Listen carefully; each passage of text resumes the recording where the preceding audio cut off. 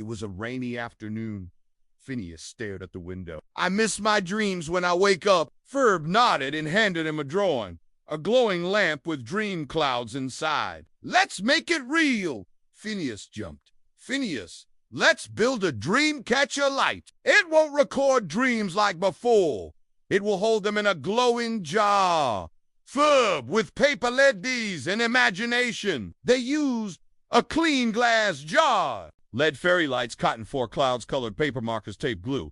They put the cotton inside the jar like fluffy dream clouds. Then they added tiny papers with dream drawings. Flying cars, candy planets, magic books.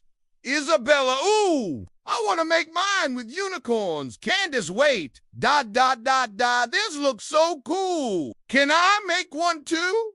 Ferb handed her a glitter pen. Go wild. At night, everyone turned on their dream catcher lights. The glowing jars sparkled with imagination, and everyone shared their dreams from the night before. Phineas, now we don't need AI to remember our dreams. We can make them shy. Ferb smiled.